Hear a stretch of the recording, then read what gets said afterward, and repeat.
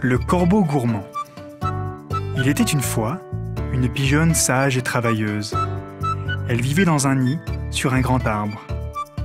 L'arbre était près d'une cuisine et les cuisiniers aimaient beaucoup la pigeonne.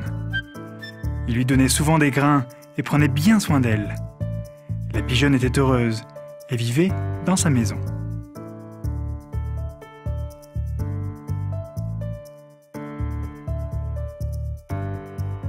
Dans un arbre à côté, il y avait un corbeau. Il était paresseux et dérangeait souvent les gens. Il essayait de prendre la nourriture d'autres oiseaux et parfois de détruire leur nid parce qu'il était trop paresseux pour faire son propre nid. Un jour, le corbeau vit la pigeonne manger dans la cuisine. Il remarqua comment les cuisiniers étaient si gentils envers elle et il voulait lui aussi avoir ce confort. C'était une belle matinée et la pigeonne nettoyait son nid tout en fredonnant sa chanson préférée. Tandis qu'elle essayait de ramasser des branches fraîches pour son nid, son pied resta coincé dans certaines herbes. Elle se débattait pour la retirer, quand soudain, elle leva les yeux et vit le corbeau noir. « Salut, cher ami. Il paraît que tu es coincé. Est-ce que je peux t'aider ?» C'est bon, je vais m'en sortir. N'importe quoi. Ici, laisse-moi te faire sortir. Le corbeau retira les herbes et le pied de la pigeonne fut libéré. Merci, corbeau. Passe une bonne journée. Juste au moment où la pigeonne était sur le point de s'envoler, le corbeau l'arrêta. « Ouah, attends une seconde. Peut-être que tu pourrais me faire une faveur. C'est en réalité une petite doléance. Pouvons-nous être amis ? » D'accord. Je pense que nous pouvons être amis.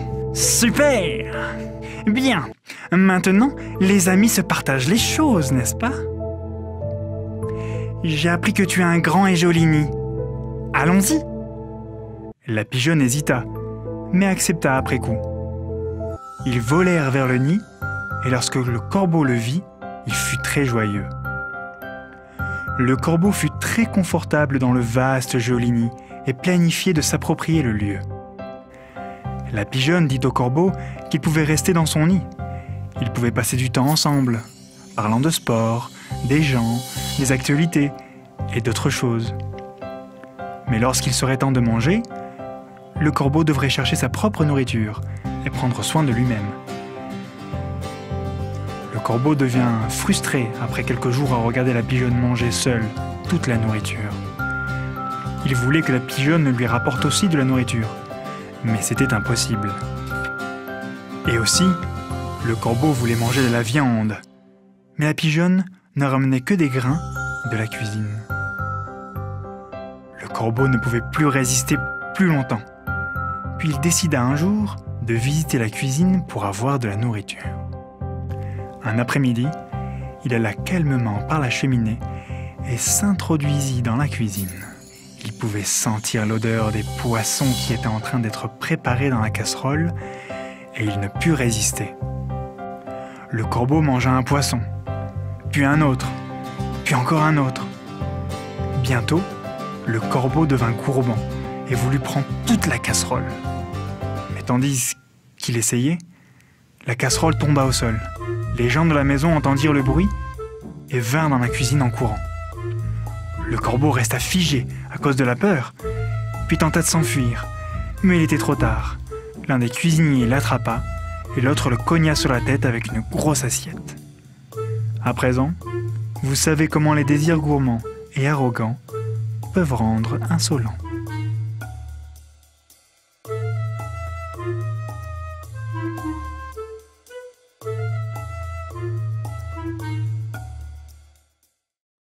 Émilie et la fée des dents.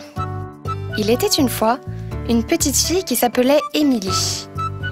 Émilie était d'habitude une bonne fille, mais elle était ingrate. Elle n'était jamais satisfaite de ce qu'on lui donnait et se plaignait de tout.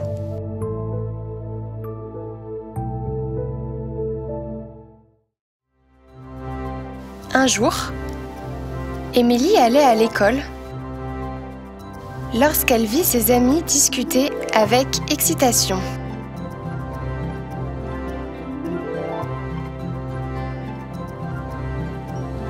Elle alla vers eux et demanda: «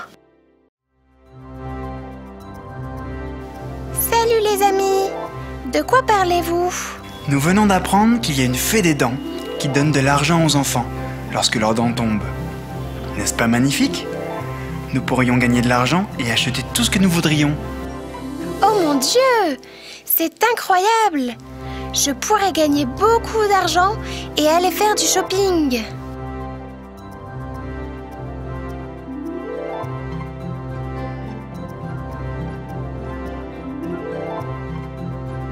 Depuis le jour où Émilie apprit que la fée de dents donnait de l'argent aux enfants pour leurs dents tombées, elle devint impatiente que ses dents tombent. Tous les jours, elle demandait à ses parents: « Papa, maman, quand est-ce que mes dents commenceront par tomber? Ça prend trop de temps !» Finalement, après avoir patienté durant des semaines,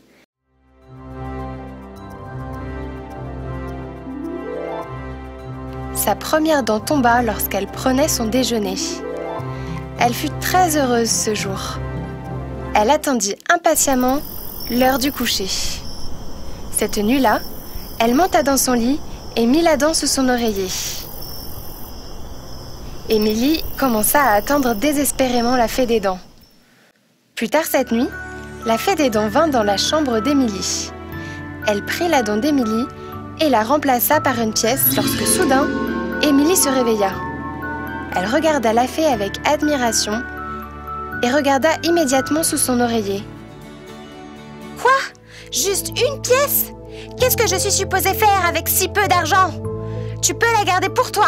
Je n'en veux pas. » Sur ces méchants mots, Émilie jeta la pièce sur la fée des dents, couvrit sa tête avec son oreiller et se rendormit. La fée des dents fut vraiment blessée. Elle reprit tranquillement la pièce et s'en alla.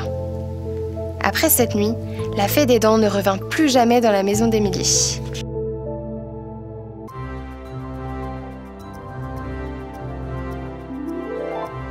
Émilie retourna à l'école le lendemain matin toute furieuse.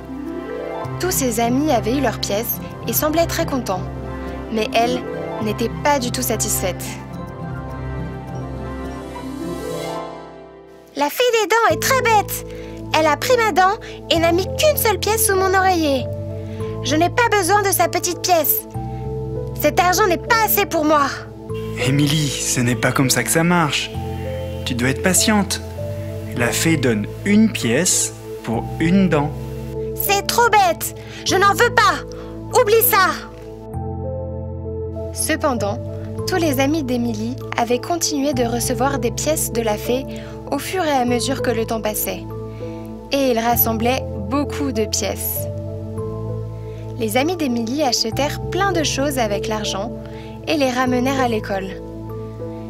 Émilie vit cela et fut très en colère parce qu'elle n'avait rien. « C'est injuste! Comment se fait-il que vous ayez autant de choses ?» C'est bien fait pour toi, Émilie. Nous t'avions dit d'être patiente. Tu es très égoïste et ingrate. Tu n'aurais pas dû être si méchante envers la pauvre fée. Elle essayait juste de te faire plaisir. Ce jour-là, à l'école, Émilie se sentit très mal. Elle ne parla à personne durant toute la journée. Au contraire, elle s'assit sur un banc et écrivit une lettre pour présenter ses excuses à la fée. Dans la lettre, elle dit combien elle était désolée et remercia la fée pour sa gentillesse. Elle demanda à la fée de lui accorder une seconde chance en venant la visiter.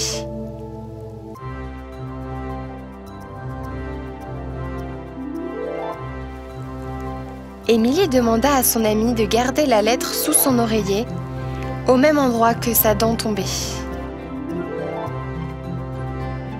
Cette nuit, la fée des dents vit la lettre sous l'oreiller de son amie et pardonna Émilie.